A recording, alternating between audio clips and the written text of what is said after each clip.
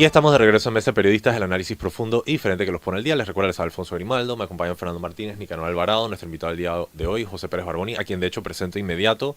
Si han visto esta semana, hemos empezado a traer a distintos candidatos a diputación. También estamos considerando candidatos de otros lugares. Se imaginarán que son más de 800 candidatos en todo el país, así que es un poco difícil. Pero de hecho, José se distingue por ser uno de los candidatos más jóvenes, es parte de esta nueva ola de candidatos que está buscando dar el relevo en la Asamblea.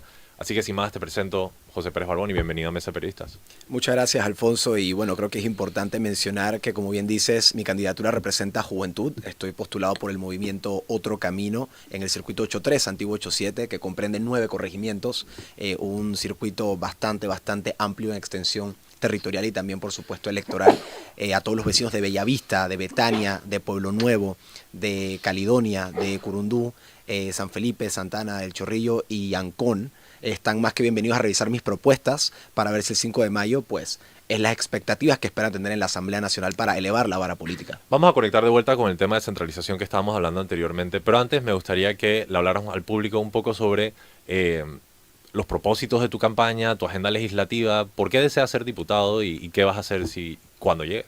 Bueno, Alfonso, yo creo que la filosofía es muy clara, es elevar la vara política, porque siento que ahorita mismo la Asamblea Nacional es uno de los órganos del Estado que ha decaído de gran forma. Me refiero a esto porque principalmente los diputados no se pegan a sus funciones principales, a las funciones legislativas, de fiscalización, de la responsabilidad y la representatividad que tienen con la comunidad. Por supuesto, al ser un candidato joven, mi compromiso es con los jóvenes, generar oportunidades de empleo, oportunidades para que ellos puedan crecer profesional y académicamente. El tema del turismo es una bandera que también quiero llevar a la conversación nacional. Siento que el turismo en Panamá se ha descuidado y por eso nos roban el mandado en la región. Nos roba el mandado países como Colombia, como Costa Rica, República Dominicana, y en este país con infraestructuras que se han potenciado para que el turismo en Panamá crezca, con iniciativas que se intentan también promulgar. Tenemos que tratar de seguir impulsando este bastión que es el turismo para un país tan verde y tan biodiverso como Panamá. Y por supuesto también la reducción del tamaño y el costo del Estado es una prioridad inmediata si no queremos caer en una situación crítica en cuanto a las finanzas del Estado. Bien, justo estábamos hablando antes sobre el tema de la descentralización ya abrimos el debate, así que tú querías comentar sobre eso. Sí, totalmente, porque estábamos hablando sobre cómo Panamá es meramente un país centralizado, no solamente a nivel gubernamental, sino también a nivel de oportunidades laborales y económicas para el país. Todo radica en la ciudad de Panamá y te lo puedo dar con ejemplos muy claros. Por ejemplo, el Hub de las Américas, el Canal de Panamá, toda la parte logística de los puertos en gran mayoría se concentran aquí en la zona capital, pero aquí en Panamá mencionaba hace poco que se han hecho inversiones para promover otras áreas del país. Por ejemplo, en el tema aeropuertuario, tienes la rehabilitación del aeropuerto Enrique Malek en David, 27 millones de dólares. Después el aeropuerto Ribato, Scarlett Martínez, 53 millones de dólares. Y el de Colón, 58 millones de dólares. Pregúntame a mí cuál es el uso que se le da a esos aeropuertos para promover, ya sea a nivel logístico o turístico, más allá de los 2-3 vuelos que llegan en el verano cuando vienen vuelos de Canadá.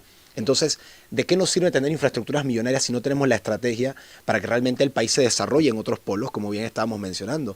Y por supuesto, las facultades que tienen los gobiernos locales, desde las juntas comunales hasta las alcaldías. Si todo tiene que nuevamente pasar por un ministerio centralizado en la ciudad, ¿de qué nos sirve el intento de descentralización? Y justo lo que mencionaban con el Tour 2024. El Tour 2024 solo evidencia la falta de iniciativas efectivas que muchos candidatos a puestos de gobierno local tienen, esperando que medidas externas sean lo que salven su gestión de 5 años. A ver, tú acabas de tocar un tema escalofriante, mínimo.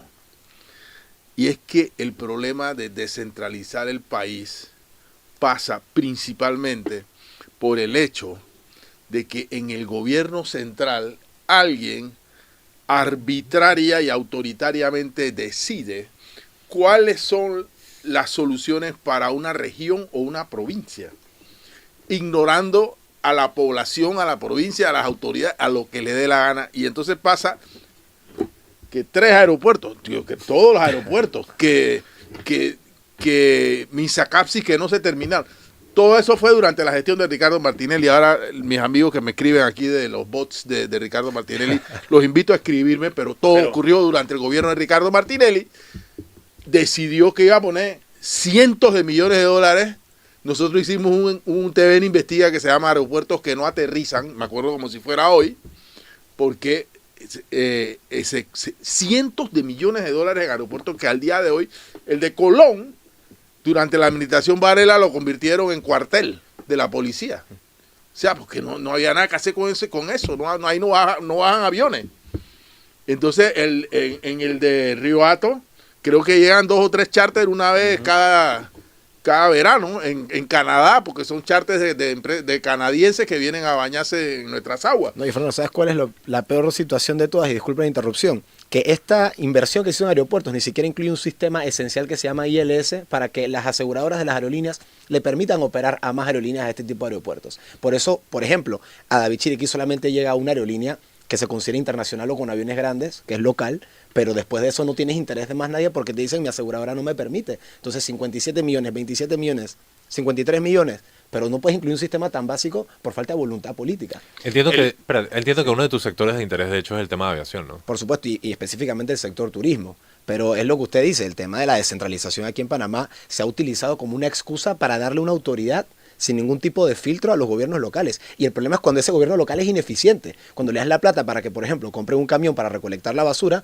para aumentar las rutas en su comunidad, pero esa plata se va para un gazebo de $92,000, por ejemplo, en un parque aquí en Pueblo Nuevo.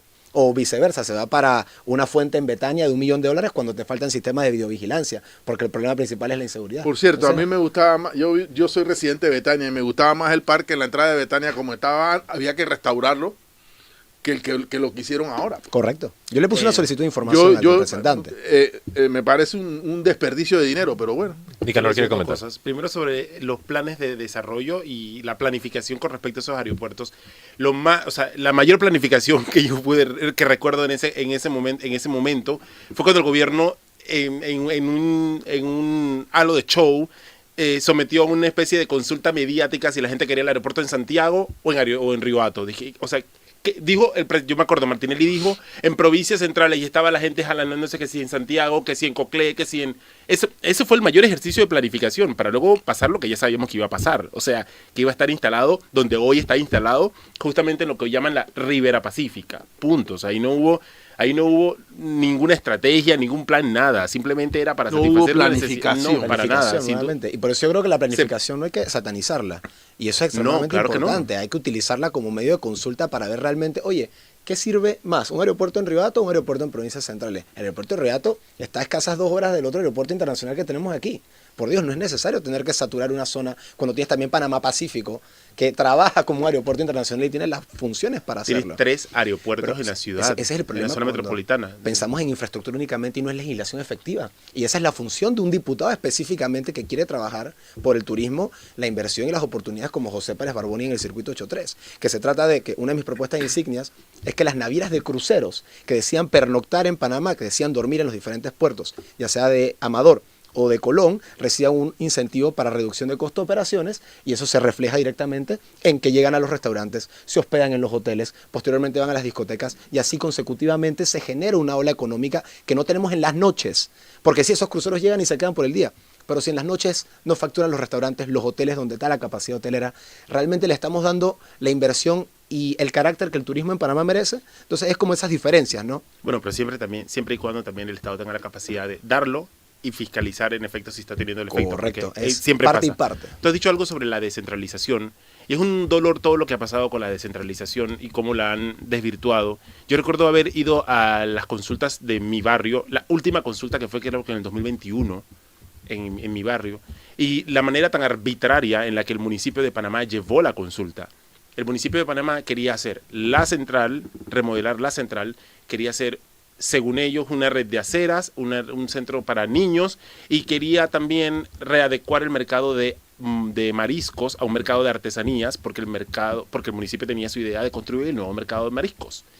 Y cuando en el acto, la gente estaba a favor de casi todo, menos de readecuar el mercado de mariscos, porque sabía que evidentemente estaban utilizando la descentralización para meter el proyecto del alcalde.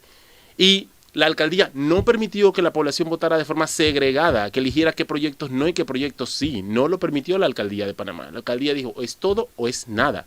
Y yo vi cómo el funcionario de la alcaldía se fue a amedrentar a una activista. Estaba al lado mío, yo la vi cuando le fue y le dijo, ¿tú crees? Porque ella se abstuvo y él le dijo, ¿tú crees que después de esto a mí me siguen dando ganas de trabajar contigo? porque el municipio estaba financiando algunos proyectos que llevaba su fundación. Yo mismo lo vi, un alto funcionario del municipio de Panamá. Y no solamente eso, al final se pasó, por mayoría, porque la Junta Comunal también lleva un montón de gente y pues ya está. Metieron gente, ni siquiera corroboran si vives en el barrio, como sea. 2024 y ninguno de los proyectos aprobados en esa consulta se llevaron adelante. La Avenida Central, yo vivo en el corregimiento de Santa Ana, la Avenida Central está igual que cuando estaba antes de esa consulta. Lo que te quiero decir con esto es que primero el proceso se desvirtuó de una manera vulgar. Y estoy seguro que el dinero se gastó. Se desvirtuó de una manera vulgar. No, o sea, la consulta ciudadana no es un proceso efectivo. No funcionan las juntas de desarrollo local. Es decir, aquí lo que se está haciendo es se buscó el mecanismo para abrir la puerta para repartir lo que antes se repartía mediante las partidas circuitales y no se encontró camino después. Y es una pena. Yo quería conectar con lo que tú ya empezaste a mencionar, que es el tema turismo. Hemos visto a varios candidatos presidenciales ya hablar sobre el tema turismo durante los debates como una forma de reactivación económica. Claramente puede ser, lo vemos en otros países donde se meten miles de millones de dólares, es casi loco, la verdad, y en Panamá no le damos el aprovechamiento a eso. Entiendo que eso es uno de los ejes de tu campaña. Totalmente, Alfonso. Y sabes, ahora que hablamos de descentralización, a mí me preocupa enormemente la falta de control que hay ante los gobiernos locales para justamente desarrollar el turismo. Por ejemplo, en mi circuito está San Felipe, que es el segundo lugar más visitado después del Canal de Panamá. ¿Tú crees que San Felipe cuenta con una junta de desarrollo local, que bien menciona Nicanor, para ver si hay proyectos turísticos que beneficien a esta zona de la ciudad de Panamá? No existe ningún tipo de contrapeso efectivo, y principalmente porque la ley de descentralización que permite a las juntas de desarrollo local choca con la ley del régimen municipal, en la cual no hay ningún tipo de artículo que te hable de conflicto de interés en las juntas de desarrollo local. ¿Y qué sucede en las juntas de desarrollo local? Tienes a los amigos, a las amigas, a los familiares del representante diciendo básicamente qué sí va y qué no va, y son los que participan en esta junta de desarrollo local. Entonces hay una falta de control para que, por ejemplo, las diferentes comunidades, en este caso los 9 corregimientos de mi circuito, se puedan desarrollar también a nivel turístico. Está Bellavista, que tiene también el tema de los restaurantes, también hoteles, tiene vida nocturna. Entonces, de vuelta, es ver cuáles son esos corregimientos que hay que incentivarle más promoción local para que entonces podamos desarrollar turísticamente desde abajo, no desde el gobierno central. No, yo quiero conectar con un tema de Nicanor, que es el tema de transporte, y es la integración del aeropuerto a la red del metro, a la proyección de la terminal de Albrook, al resto del país, etcétera, para que alguien pueda llegar a ir directo a la playa. O sea, ¿por qué te quedarías en la ciudad de Panamá? Me explico, si la belleza de este país no está en la ciudad de Panamá, sino que está en la fue el playa intento del y las Scarlett montañas. Martínez en algún momento gestionando los vuelos, ¿no? Pero Podemos pasar el tema de empleo de jóvenes, pero no sé si tú querías mencionar algo más sobre turismo o descentralización. No, solamente es que creo que este es un escenario en que se abre la disyuntiva sobre qué es lo que debemos preguntar a los candidatos a diputados. Porque yo veo candidatos a diputados prometiendo cosas y yo no entiendo cómo pueden prometer cosas si en el fondo, cuando están allí en la curul, son uno de 71, que luego pueden asociarse para poder llevar adelante objetivos comunes como una ley, es entendible. Entonces tal vez las preguntas, en lugar de decir como ¿qué me prometes?, es como ¿cuál es tu declaración de intereses? No solamente de intereses de qué tienes o qué no tienes, sino en qué crees y en qué no crees. O sea, en qué piensas y qué no piensas sobre esto, para saber si la gente coincide o no coincide con un candidato a diputado y entender cuál va a ser su agenda cuando llegue a la Asamblea Nacional. Bueno, por eso ¿en qué piensas? Antes de Ajá. cerrar el tema transporte, que lo hemos tocado aquí varias veces, yo quiero recomendar la lectura de un artículo de Rodolfo Sabonge. No es el ministro del MOP, es el que fue vicepresidente de la Autoridad del Canal y del Canal de Panamá, que es un planificador de este país y que actualmente es secretario de la Asociación de Estado del Caribe. Tiene un artículo en la prensa hoy que se llama Viene el tren, que tiene que ver con el tema de transporte y logística, que me parece muy recomendable su lectura.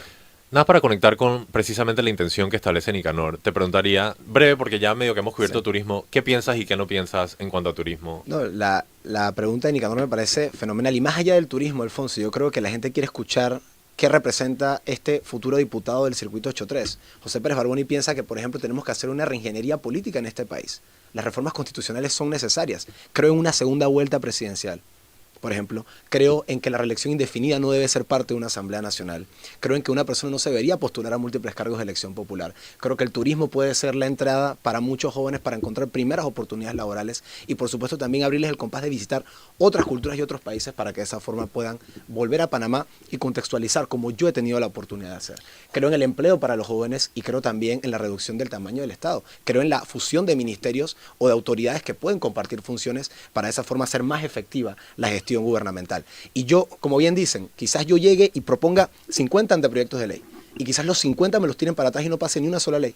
Pero si yo tengo 36 colegas honestos, no me importa dónde vengan, ya sea de partido tradicional, otro camino, libre postulación, con 36 colegas honestos, yo tengo la oportunidad de esas 50 propuestas de ley, consultarlas, debatirlas y que el resultado por lo menos sea en pro del país y no de un bolsillo de un par. Te diría Eso es lo que creo, José 36 Pérez colegas que Arboni. coincidan contigo, ¿no?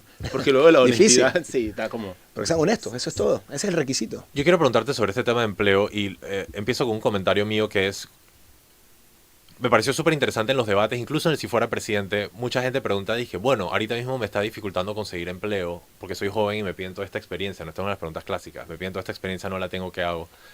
Y la respuesta de los candidatos siempre es, dije, vamos a crear un programa que va a empezar a capacitar a los jóvenes nuevos. Dije, no, él te está preguntando por su empleo en este momento. Entonces, dinamización de economía, hay muchos temas ahí que se pueden trabajar. Puros inades. Pero ¿cómo hacemos para contratar a los jóvenes y que los jóvenes tengan empleo digno? Alfonso, lo primero que tiene que hacer el presidente de la República que tome posesión el 1 de julio es pagarle a las empresas que les debe aquí en el país. Cuando tú pones la plata a correr nuevamente en la empresa privada alrededor del país, eso permite que haya expansión no solamente de planilla, sino también de operación, de ver más visión como empresa de dónde puedo llegar a otros puntos del país, fuera del país. Porque actualmente la deuda que tenemos con los proveedores estatales es gigante y no la estamos considerando como uno de los problemas principales para evitar el crecimiento económico de nuestro país. ¿Qué es lo segundo? Te quieren hablar de programas que ya existen. Esas leyes de mi primer trabajo, o coloquialmente como lo han mencionado otros candidatos, en el 2019 ya se creó la ley Aprender Haciendo. ¿Qué pasa en Panamá? Creamos leyes y podemos llenar este estudio y 10 estudios más con todas las leyes que existen. No revisamos la hemeroteca nacional que tenemos enfrente y decimos, hey, esa ley ya la pasaron en el 2019. Solamente se trata de revisarla, reformarla, robustecerla, porque no es aquí llegar a yo voy a crear esta ley. Los diputados también derogan leyes, reforman leyes y fiscalizan. Entonces es tratar de ver cómo podemos mediante esas otras funciones generar la oportunidad para los jóvenes. Y por eso yo creo, por ejemplo, esa ley del 2019, Aprender Haciendo, mi primer compromiso es llegar, revisarla y solicitarla al Ejecutivo, porque el micrófono de un diputado no tendrá un voto para pasar una ley, pero sí tiene el audio y la escucha necesaria para que te tomen en cuenta y levante entonces el caudal de los jóvenes para decir, hey, tienen que tomarnos en cuenta porque hay alguien hablando de ese tema. No, yo quería continuar con el tema de empleo juvenil, porque la verdad es extremadamente importante. Esto de pagarle a las empresas que le dé el Estado es urgentísimo, ¿no? Sencillamente porque es deuda no registrada, el Estado no puede andar balanceando esa deuda. Pero me gusta esto que has dicho porque conecta un tema que hablamos con nuestra primera entrevista a candidato a diputado Ángel Ortega, y es el tema de la estructura legal del Estado, ¿ok? Sí. El Estado panameño es una colección harta de viejas y nefastas leyes codificadas de épocas donde todavía existía una tiranía operativa en este país, que todavía tienen influencia y muchas veces incluso rigen entidades, órganos que manejan presupuestos multimillonarios. Y como que existe este apego a la tradición de, bueno, es un edificio viejo, así que vamos a cuidarlo, es una ley vieja, así que hay que respetar. No los tiempos, o sea, estamos hablando de inteligencia artificial, estamos hablando de los robots, hay objetos voladores, me explico, necesitamos una actualización severa de la estructura administrativa de este Estado, porque el Estado de un presidente Chari, un presidente Arosemena, no es el Estado que va a sobrevivir Tal cual. el siglo XXI. Entonces, háblame un poco, este tema para mí es radicalmente importante, porque me pueden hablar de desempleo, me pueden hablar de todo, pero si la estructura legal, constitucional del país no está integrada verticalmente, entonces sencillamente se van a irradiar contradicciones, como las contradicciones inherentes del capitalismo, que sencillamente destruyen la estructura y hacen que colapse. Háblame un poco de esa limpieza legal, de esa revisión de las leyes, porque eso me parece a mí súper importante. Mira, Alfonso, el artículo 2 de la Constitución dice que el poder emana del pueblo. Tenemos que escuchar al pueblo para saber cuáles son las actualizaciones necesarias para el sistema nacional que actualmente nos rige. Posteriormente, veamos la ley que le da los beneficios a los diputados. Esa ley data de hace 40 años, 1984. Y básicamente nosotros estamos dándole beneficios a los diputados que hace 40 años tenían y quizás no son necesarios actualmente. Entre esos beneficios, por ejemplo, tienen la telefonía. Hoy en día un paquete de telefonía te cuesta $15. Quizás hace 40 años te costaba muchísimo más porque era teléfonos fijos, que si el fax, que si lo otro. Pero ahora, ¿por qué hay que pagarle la telefonía a un diputado? Para ponerlo en un nivel mínimo. Pero esos son el tipo de situaciones que a ti te molestan y te hacen querer llegar a intentar cambiar un poco la forma en la que se le trata a un funcionario público donde tú le debes al Estado. Tú no le debes a ningún tipo de chequera, a ningún tipo de bolsillo. Tú te le debes al Estado. Y es por eso que nosotros tenemos que tratar de actualizar constantemente el Estado, derogar lo que ya actualmente no está cumpliendo su labor de protección al país, sino que está limitando su crecimiento. Entonces es justamente lo que dice Alfonso. Seguimos pensando en una república militar, no actualizamos una constitución, no creemos en constituyentes, no creemos en ningún tipo de proceso que realmente, por más de que suene un poco escalofriante, es necesario para que en este país realmente podamos hablar de un progreso, un progresismo como se debe conocer el progresismo, que es realmente avanzar económica, social, internacionalmente. Eso es lo que debemos ver actualmente como país. Esas son las miras que tenemos que tener y que la nueva generación de diputados que creo yo represento, llegue o no, o de candidatos a diputados, está intentando impulsar con sus diferentes ideologías y, por supuesto, propuestas específicamente, ¿no? No, esto que has dicho me parece súper interesante y fundamental, porque cuando el país se ve en el espejo que es la Constitución, ve precisamente a un soldado militar, y ahí está el Senafront por más que la Constitución lo impide. Y el Panamá de hoy no es eso, el Panamá de hoy es un Panamá que busca ser biodiverso, protegedor de la sociedad, muchas otras cosas, pero nos seguimos viendo en este espejo de Omar Torrijos, básicamente sigue siendo como esa imagen colectiva que tenemos. Nicanor, no sé si tienes algún último comentario o pregunta. Sí, yo veo que, bueno, estamos hablando mucho de reforma constitucional, constituyente, y en realidad creo que, primero, que no todo lo resuelve la reforma constitucional, y segundo es que incluso hablar de reforma constitucional puede ser complejo, Sí. porque, imagínate que llegas a una asamblea que pese a todo el intento de todo un montón de gente, no tenga una ola independiente como muchos esperan. Y tampoco la ola independiente es una garantía de nada. Que sigan dominando las mismas estructuras partidistas, tampoco hay un problema con las estructuras partidistas, creo, sino quienes están detrás de ellas. Pero digamos, que sigan dominando las mismas intenciones. ¿A esa asamblea vas a mandar un paquete de reformas constitucionales? ¿En serio? Imagínate. Soy una gota de agua. Pero imagínate. Soy una gota de agua en un mar. No, tú no, me refiero en términos generales. O sea, imagínate en esta sociedad que me parece que esta elección va a demostrar que pese a todo lo que vimos, Sí. van a seguir las estructuras clientelares van a seguir siendo efectivas. Imagínate que vayamos a un proceso de constituyente, en que haya que elegir a los constituyentes. ¿No crees tú que esas estructuras masas, sí, clientelares no van a aprovechar el escenario para no solamente... ¿Qué es esto de Panamá del siglo XXI? No, por Dios. Para legitimar lo que hoy hacen de forma ilegal.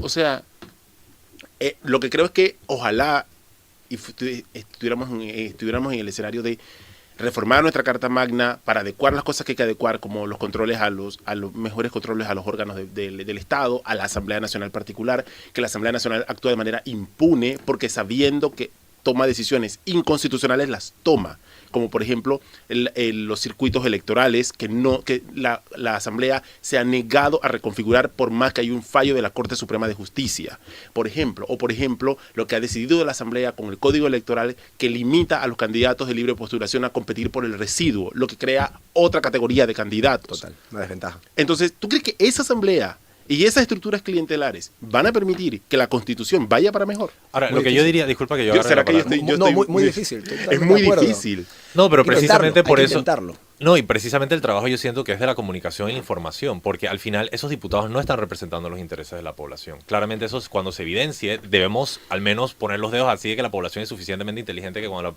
información sea presentada van a quitar al diputado o a la diputada abusadora o abusadora y van a poner a alguien que de verdad les represente el interés. Creo Mira, que a veces yo creo que también se idolatra. Pero déjame mucho el decirte votante, esto. la verdad. Esta constitución dice que no hay un ejército en este país. Ahí está el Senafront. Entonces, olvídate, esta constitución ni siquiera existe. O El sea, ni se Senado también. respeta. Entonces necesitamos una asamblea para renovar el mandato constitucional. Quería cerrar porque tenemos que ir cerrando pronto la entrevista con otro tema que ha dado mucha discusión y es el tema de la fusión de ministerios. ¿Okay? Tú has comentado que quieres crear este ministerio conjunto de cultura y turismo. Correcto. Hoy día la autoridad es una autoridad de turismo y el administrador tiene rango de ministro.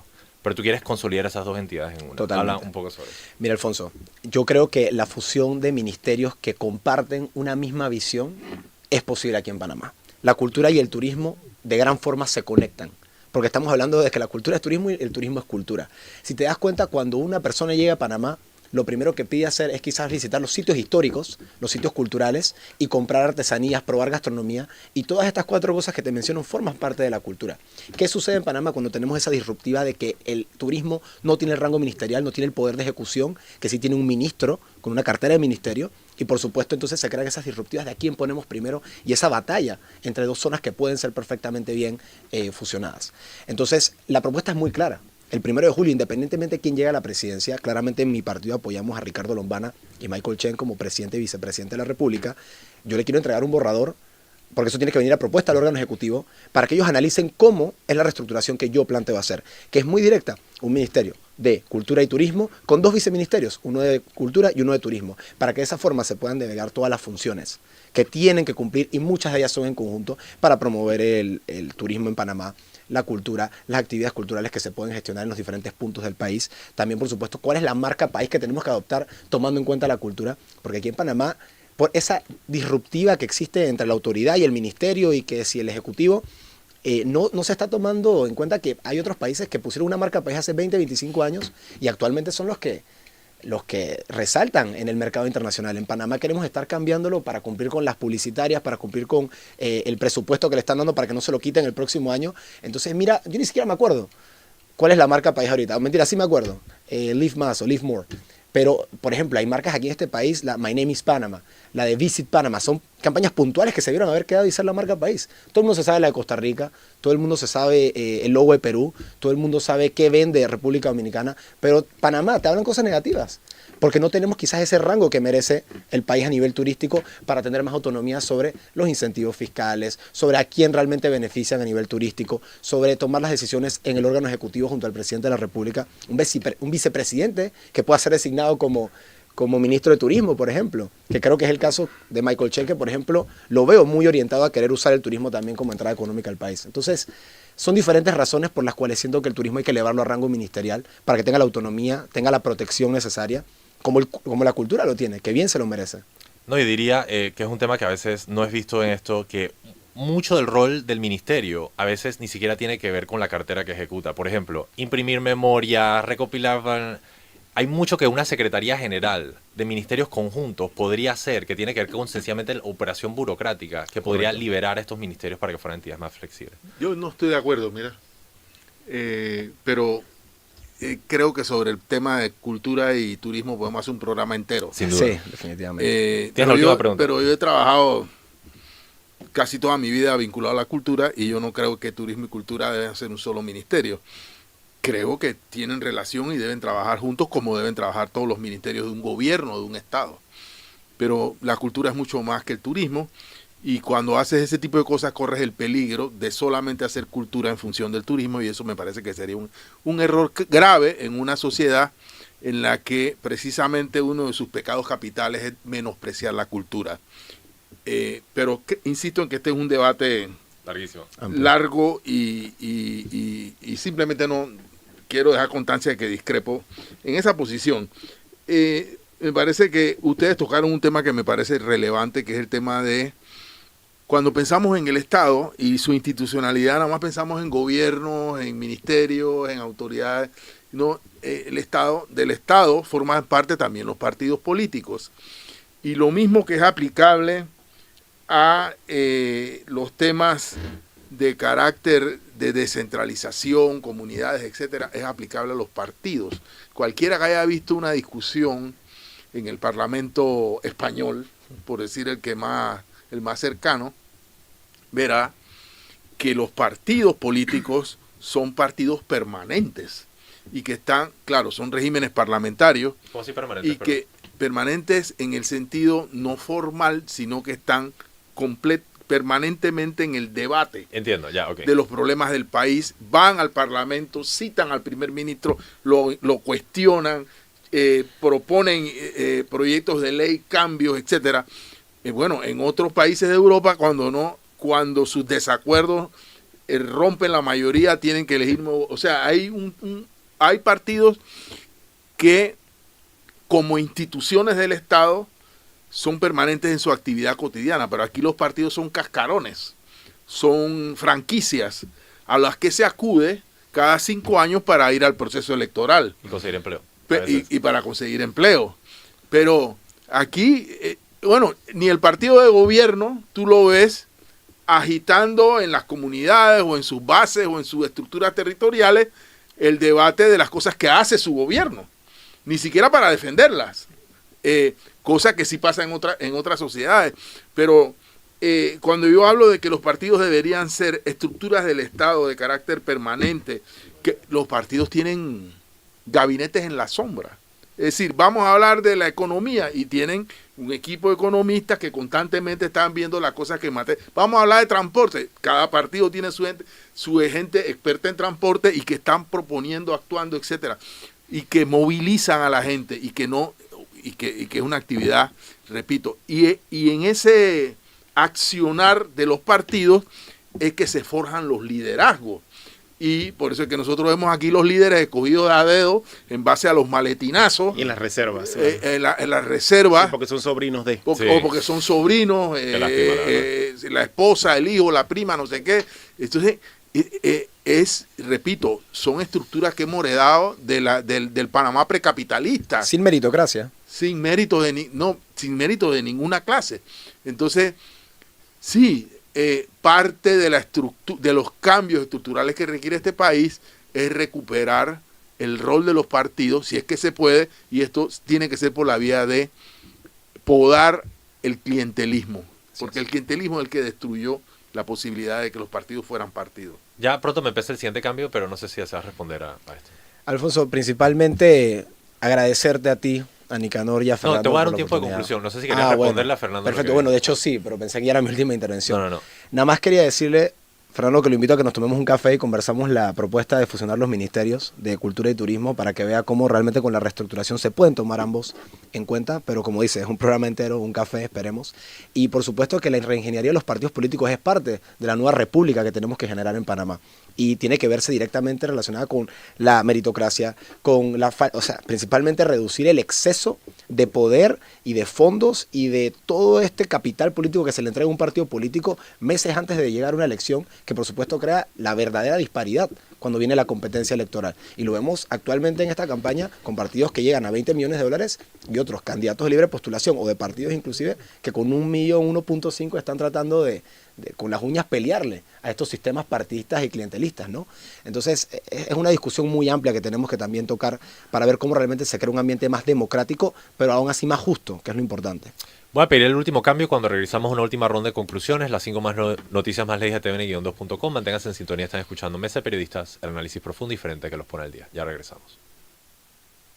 Y estamos de regreso en Mesa de Periodistas, el análisis profundo y diferente que los pone al día. Brevemente les recuerdo, es Alfonso Grimaldo, me acompaña Fernando Martínez, Nicanor Alvarado, con nosotros nuestro invitado del día de hoy, el candidato José Pérez Barboni, el circuito 8-3. Recuérdanos brevemente qué comprende 8-3. El 8-3 tiene Ancón, Bellavista, Betania, Pueblo Nuevo, Santana, San Felipe, Curundú, El Chorrillo y Caledonia. 9 corregimientos que anteriormente eran parte del circuito 8-7, ahora con la reconfiguración, circuito 8-3. Ok, tenemos, más que una entrevista fue más una conversación, voy a dar una pequeña ronda de conclusiones. Por limitación al tiempo, digamos como por 30 segundos, 40 segundos. Empezamos con Nicanor. Bueno, yo primero quiero pedir disculpas porque he sonado muy pesimista hoy. En lo absoluto, yo te sentí propositivo. No, yo estoy muy pesimista, lo confieso, porque me ha costado ver un poco la realidad y entender estos dos países. Un país que fue a las calles en el año pasado, no solo por la situación, por el contrato minero, sino también porque estaba, en teoría, cansada de la corrupción, cansada del clientelismo, cansada de no sé qué, cansada de no sé cuánto, y luego ver toda la respuesta que hemos visto en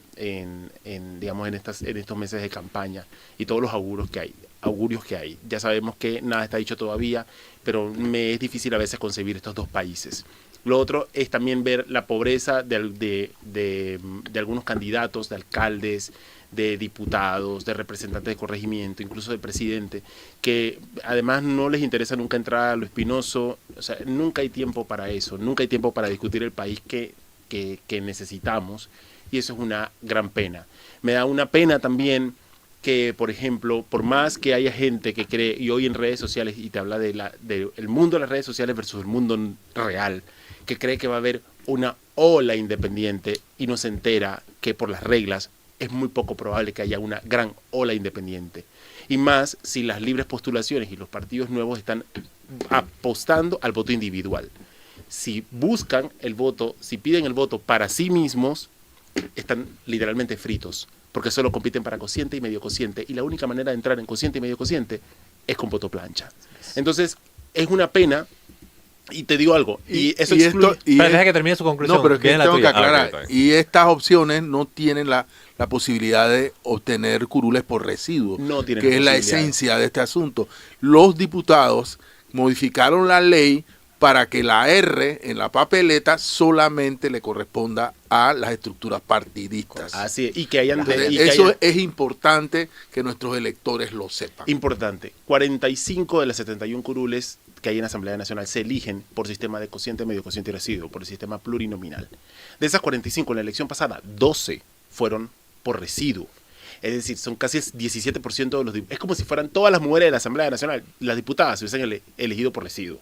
O sea, no es una cuota menor. Y enterémonos que si las cosas, si el pastel sigue igual, el 17% de las curules en la Asamblea Nacional son inaccesibles para los movimientos de libre postulación.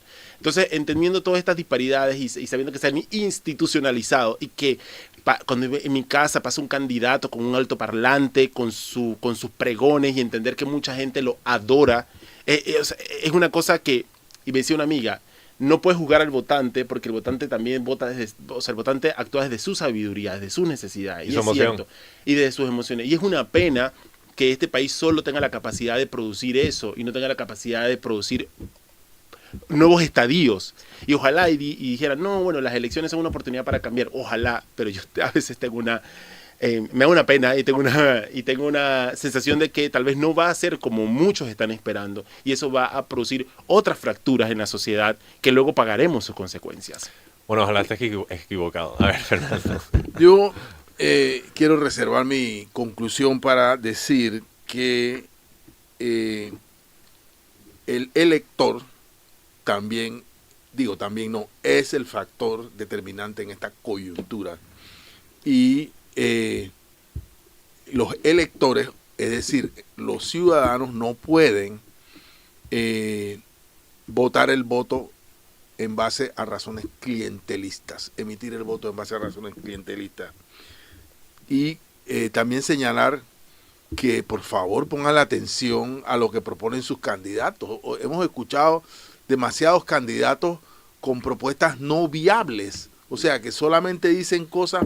No les importa si son viables, porque agradan a lo que la gente quiere escuchar. Claro. Y como electores o como ciudadanos tenemos el deber de, por favor, separar el trigo de la cizaña, ¿no? Yo por mi lado, mis conclusiones, tú mencionaste augurios, hoy yo vi 2 ruiseñores volando a la derecha, así que quizás eso no es tan malo. Mentira, básicamente lo que yo quiero decir es que me siento optimista. ¿Por qué me siento optimista? Porque nunca antes en la historia de la humanidad la juventud de un país tan pequeño había disponido de este tipo de herramientas para una comunicación masiva y efectiva para organizarse y causar cambios. O sea, eso nunca había existido en la historia de la humanidad, ni en la Revolución Francesa, ni en ninguna. O sea, que la noción de que hoy día estamos desaventajados es absolutamente falsa. Hoy día opuesto, estamos absolutamente empoderados. Y me parece excelente ver toda esta ola de juventud que está surgiendo, porque les voy a decir algo que yo sí creo con todo mi corazón. Yo prefiero una asamblea de novatos equivocándose en la formulación de leyes, consiguiendo mal el proceso legislativo, pero aprendiendo, que una asamblea de corruptos experimentados que están moviendo el dinero y nada más se dedican a usar la asamblea como un escudo protector para sus actividades opacas. Honestamente yo prefiero los novatos a los experimentados en la corrupción. Y finalmente diría que uno nunca sabe lo que va a pasar, uno nunca sabe lo que va a pasar en las elecciones. Vamos a cerrar ya el programa con la conclusión de nuestro invitado y también sus palabras finales. Bueno, Alfonso, Nicanor, Fernando y a todos los que nos ven y nos escuchan el día de hoy, yo simplemente quiero usar esta conclusión para mandar un mensaje final. Y es que tú dices que tu voto no importa. Y así el 27% de la población dijo que el voto no importaba la elección pasada. Y mira cómo nos trataron estos 5 años. Tienes la herramienta más importante en 45 días para definir el destino de tu país. Y por eso, ustedes son mentes brillantes, los que nos están viendo el día de hoy. Utilicen esa mente para poner a los gobernantes que los van a representar con ideas que sean alcanzables, que realmente tengan la capacidad de gestión, no importa la experiencia política, pero que tengan la capacidad de gestión. Y es por eso que José Pérez Barboni, para el circuito 8-3, en la lista 9 del movimiento Otro Camino, representa quizás esas cualidades que les puedo decir el día de hoy. Y por supuesto, son propuestas que están ahí para servir principalmente a ese 18.3% de la juventud de 18 a 25 años que sale a votar el 5 de mayo y al resto de la población. Porque la idea es elevar la vara política del país, pero también el nombre de Panamá, no solamente aquí a nivel doméstico, sino a nivel internacional. Y creo que hoy el espacio que se me ha brindado en TVN y en TV Max y en la emisora 96.5 sirve para mandar ese mensaje final que hago en este momento. Así que seguimos. Bueno, ahí lo tienen, José Pérez Barboni del circuito 8-3. Para cerrar el programa pasamos a leer las 5 noticias más leídas de tvn-2.com.